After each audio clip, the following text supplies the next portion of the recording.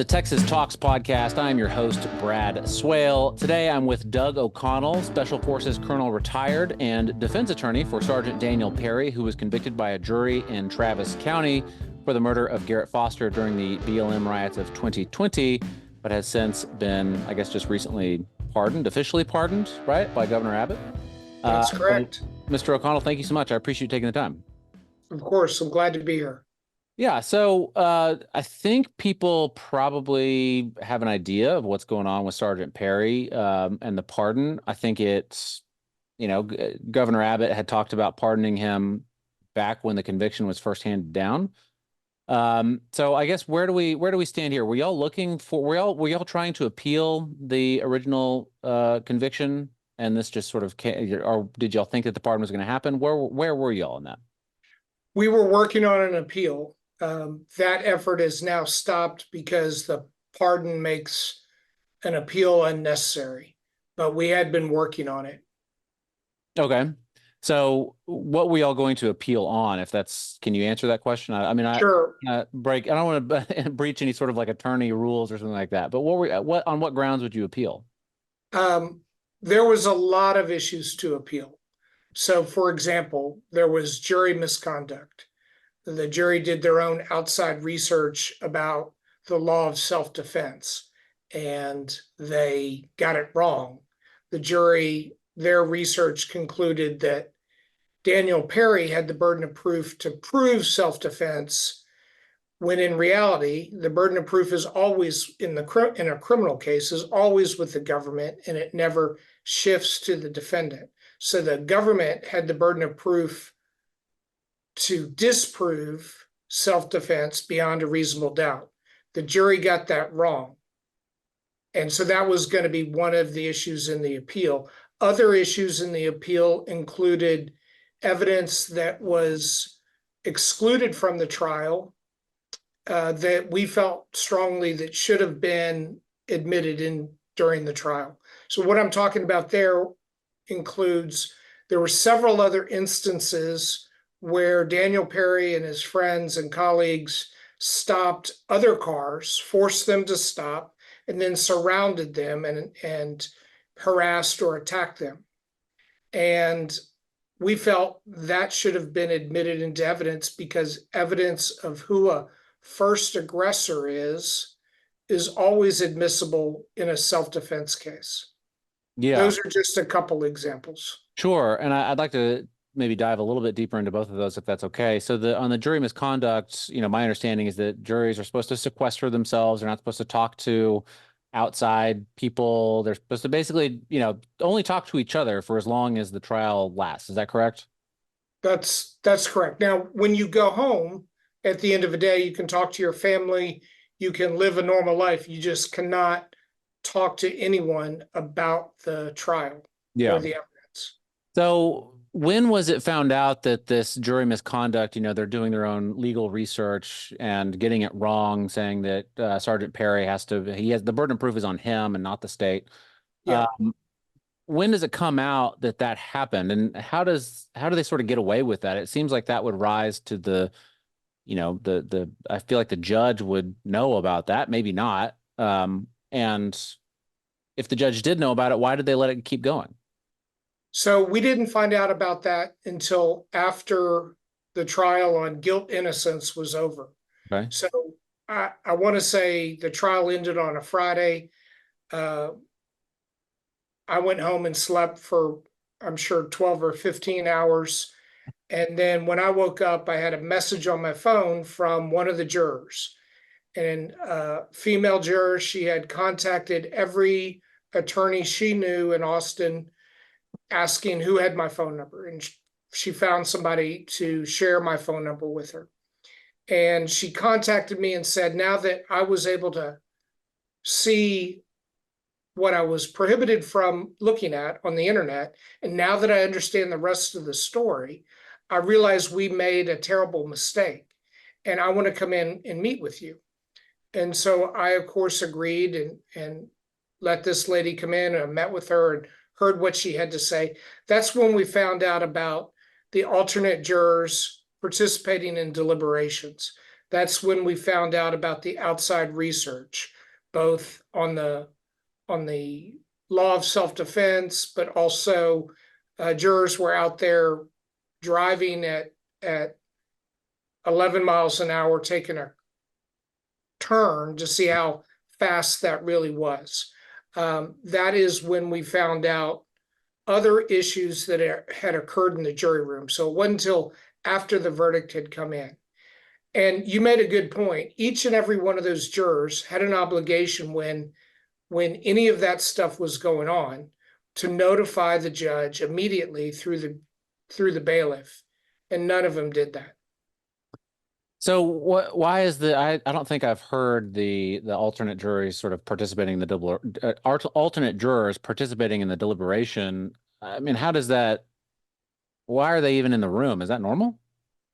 Great question. Up until very recently, it was ambiguous. Judges could put them in the room, judges could dismiss them, judges could put them in a separate room. Typically, judges in a big case, a case like this, you want to hold on to the alternate juror to keep them handy if you need them. Some judges would put them in the deliberations, and that thinking that if a regular juror dropped out or got sick and couldn't continue, the deliberations could continue because the alternate juror was sitting in the corner, quiet, not participating, but able to listen to the discussions that had occurred thus far. Yeah. And so that's what the judge in Daniel Perry's case did, put him in the jury room, but gave him instructions that they weren't to deliberate. And we found out later that that didn't happen. They participated, at least one of them participated in deliberations. It's interesting, since sometime over the last year, I want to say about 6 months ago, the Court of Criminal Appeals issued an opinion that came down that said absolutely not. Alternate jurors shall not be put into the jury room with the regular jurors. Yeah. So we aren't going to run into that problem again. Yeah, it sounds like a recipe for disaster, but it's good to know that there was nothing nefarious going on on the state side. The judge did what the judge was supposed to do or was allowed to do. It's the alternate jurors and I guess the other 12 that sort of had that made the mistake, let's say. So as far as the exculpatory evidence that was withheld, I think I'm aware of that happening in the grand jury to sort of figure out if this would go to trial, if he could prosecute Jose Garza. And, that's the DA's, I think they're allowed to do that in the grand jury proceedings, but how does it happen in a regular courtroom once it goes to trial? Yeah, so there's two things going on that you've touched on. One is during the grand jury proceedings, Jose Garza ordered one of the witnesses, the lead detective, Detective David Fugit, not to discuss or present or mention any of the exculpatory evidence. And it is very much true that a prosecutor doesn't have a legal obligation to present exculpatory evidence to the grand jury. I would say they have an ethical obligation, but Sure. They don't have a legal obligation. But what Mr. Garza did was different in that he prohibited David Fugit from talking about exculpatory evidence. He said, under no circumstance, well, I'm paraphrasing, right? Sure. I wasn't there, but he basically ordered Fugit not to bring up or mention. And in doing so, that was tampering with Fugit as a grand jury witness. So that's different than. So I guess what you, if I'm not mistaken, what I think I understand you're saying is that what should have happened was, if you're going to have Detective Fugit as a witness in the grand jury trial, you can't tell him what he can and cannot say. He is the evidence, and he's going to present whatever evidence he has. But Jose Garza could potentially say, we're not going to put this, I don't know, document forth, right? Correct. If he puts a document forth, it's the full document or no document. They didn't have to call Fugit as a witness. Yeah.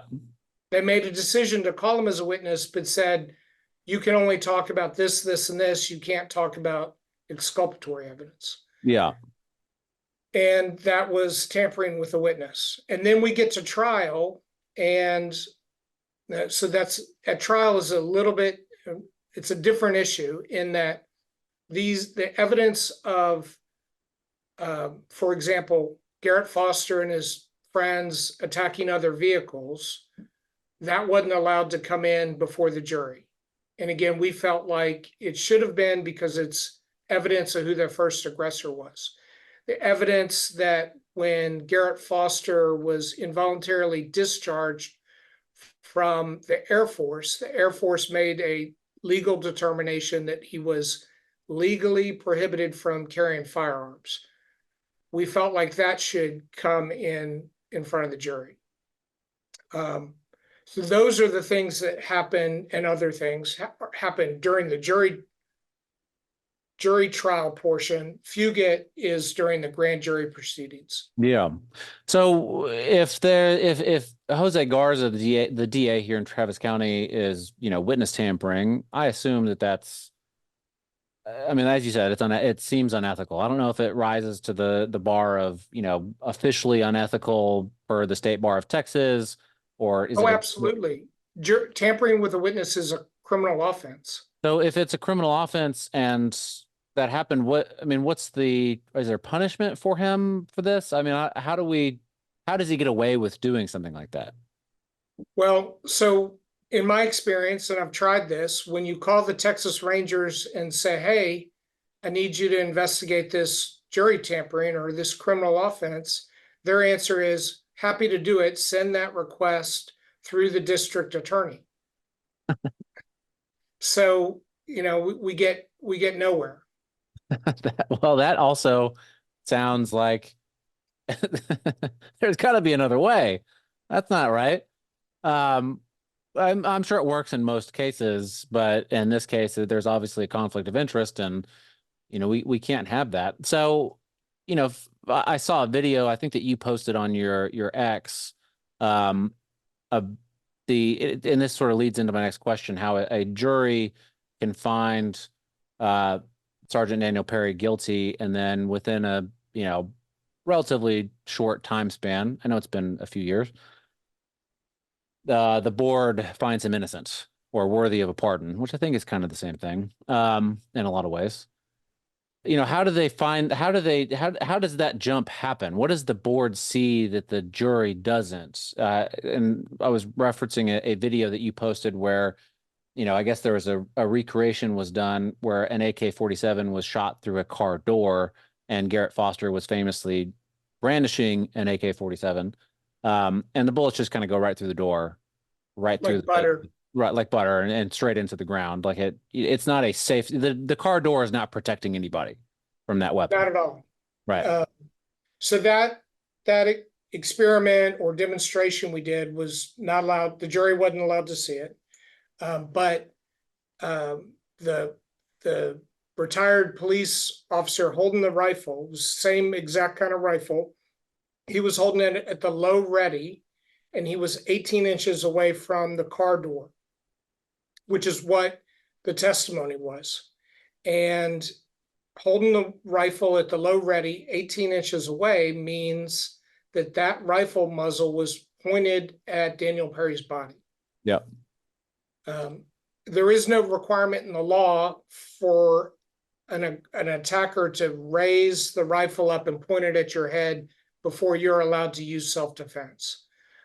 Daniel, of course, being an Afghanistan veteran, knew exactly the capabilities of an AK-47 because that's what everybody in Afghanistan, the good guys and the bad guys, carried. Yeah. And he knew that round, that 7.62 by 39, would go through a car door very easily. Yeah. So why is it, how does the jury, who's deciding the jury can't see that? That seems like really important evidence for the jury to see, right? That was a decision that judge made, and the decision was based on an objection from the prosecutors. And the objection, as I recall, was cumulative, meaning you've already had one expert talk about this rifle. We don't need to see this other experts' information because the jury already has received that information. I disagree, but you know, no judge ever gets every decision 100% right all the time. Sure. Yeah, and I don't I hope I'm not coming off as suggesting that the judge had some sort of nefarious intent. That's not it at all. I just Nor am I.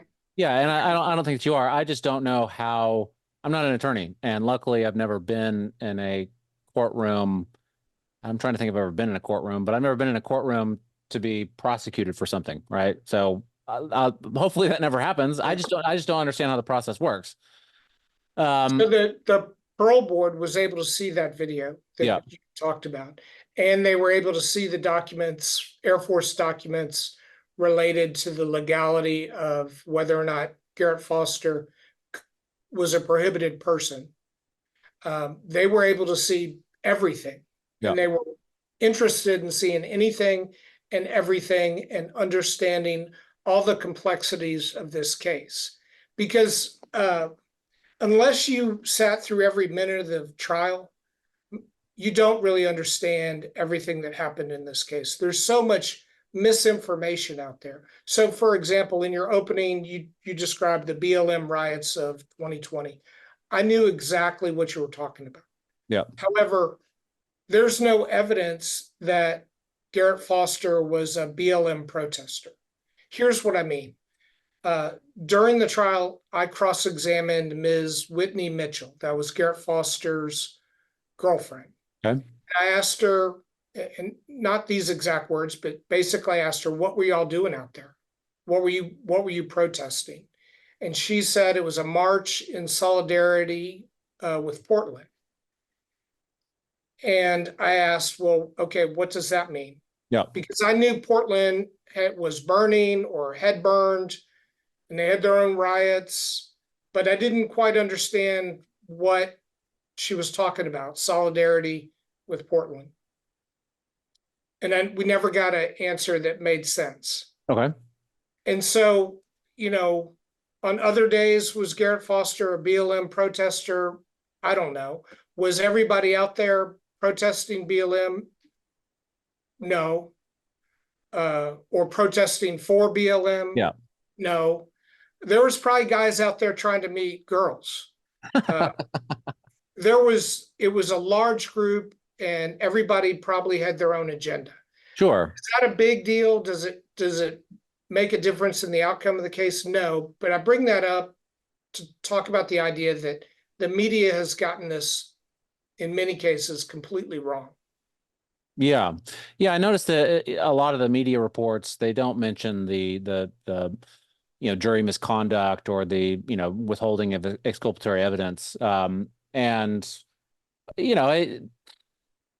I think that they should include that sort of thing because it paints the whole picture, right? And there's a lot of people that are very upset that Sergeant Daniel Perry has been pardoned, for various reasons. Whether if they knew all of the details that you're describing here, and I know you're not even going to be. We're not going to have time to go over every single Right. one. If they knew them, maybe they'd have.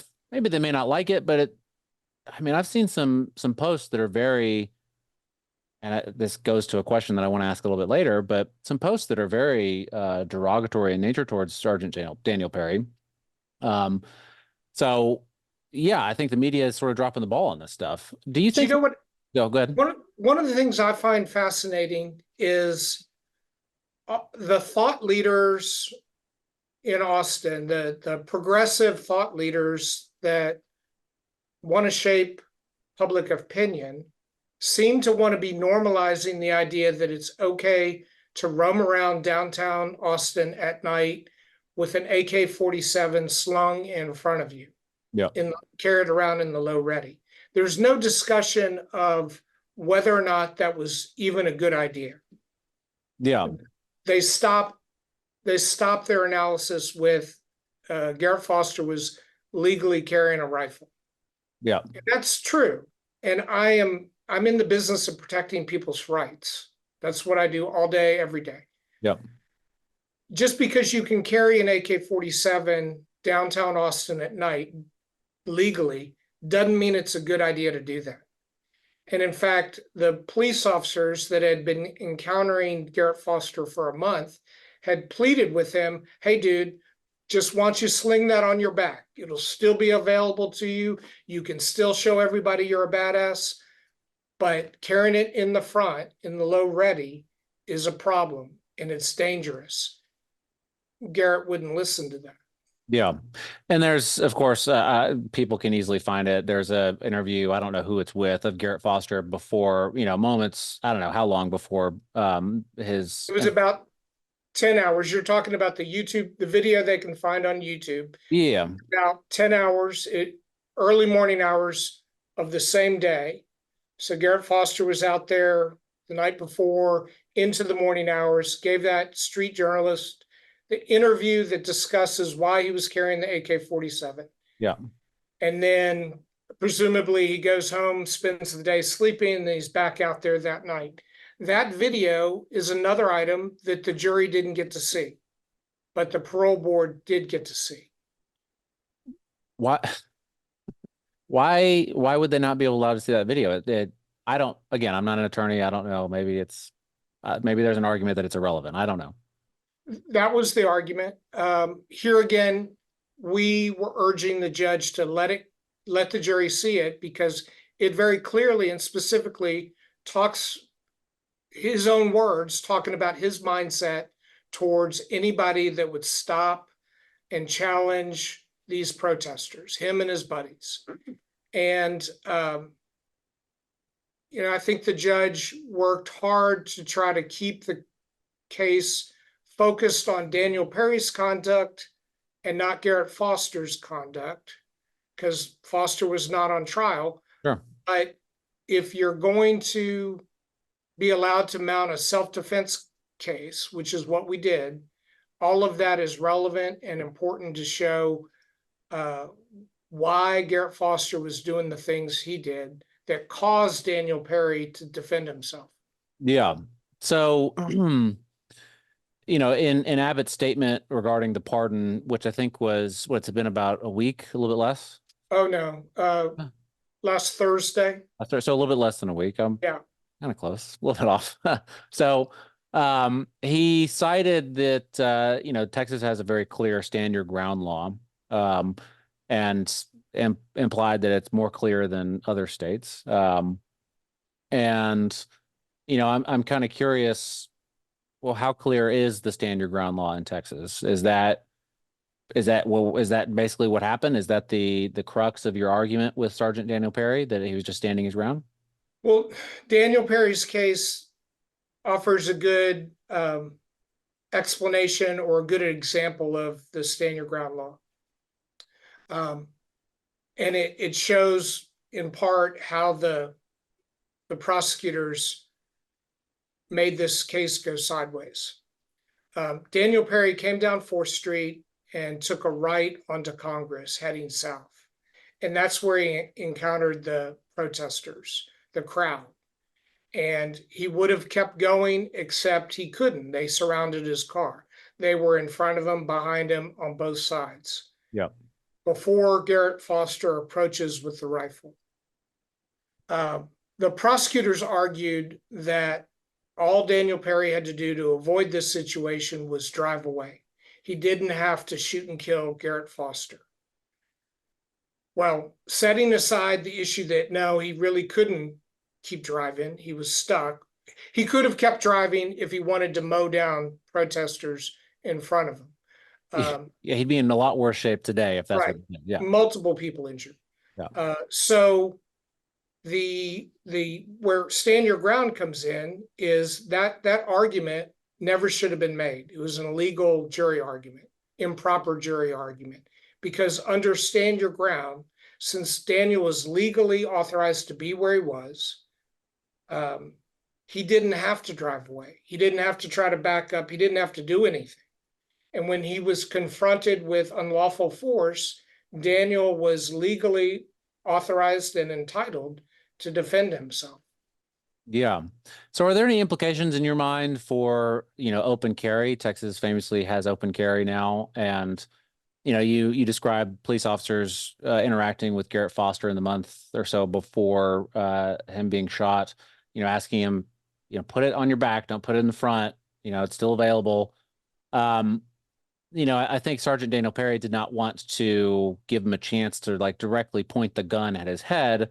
Of course, it was at the low ready. If he had just fired right there, as we've talked about with that video that you posted that the board saw, the bullets would go right through the door and hit him in the torso or wherever. But and I can sympathize if a guy is coming up to me and he has a gun open carrying and it's a very tense situation. It's not just randomly or whatever at HEB or something. Um, I might not want to wait either, just depending on what's going on. So, but in the future there could be a mistake, right? Someone is just open carrying and then someone else, quote unquote, stands their ground. Do you think there's implications for open carry in Texas with this case and this pardon? Probably not in broader Texas, Okay. but certainly here in Travis County, it doesn't seem like Mr. Garza believes in the Second Amendment or stand your ground. Okay. So, I say that, and I know that I just got done saying that he seemingly is a proponent of roaming the streets with an AK-47. yeah. I guess for him, it all turns on whether he perceives you're a political supporter of his, a constituent or not. Yeah. If Well, you're a we should police all be officer, constituents, right? yeah, well, you would hope so. But if Yeah. you're a police officer, soldier, security guard, not so much. Yeah. So I take it just based on that statement that you feel like this was a pretty political prosecution. Oh, from the beginning, and that's one of the other things that it cracks me up. All the talking heads and the commentators and the commissars that want to tell us what to think, they gasp and say this pardon was political. Well, of course it was political. Of course, every decision a governor makes is political. Uh, Pardons, vetoes, not vetoing something, appointments, those are all political decisions. Every pardon, whether it's a state pardon or a federal pardon, is political. Yeah. Well, so that's absolutely true. But what's also true is the decision to tamper with the jury, I'm sorry, tamper with a grand jury, that was a political decision in order to get an indictment. The decision to not to insist on a retrial once the jury misconduct came to light, that was a political decision. So everything about this case has been political. Yeah. That's the nature of these high profile cases.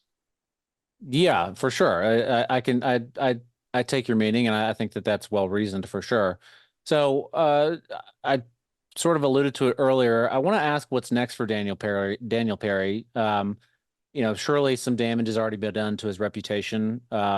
As I said, there's posts online, and I'm looking at one right now, where someone posts a picture of Daniel Perry and just says, this is what he looks like in case anybody sees him, you know what to do, implying that some violence should be, I don't know, someone should be violent towards him, which is not great. I can't imagine that being comfortable for him. So what's next? Does he have any recourse? Does he, as you're describing a lot of misconduct and tampering and stuff like that, does he sue? What does he do?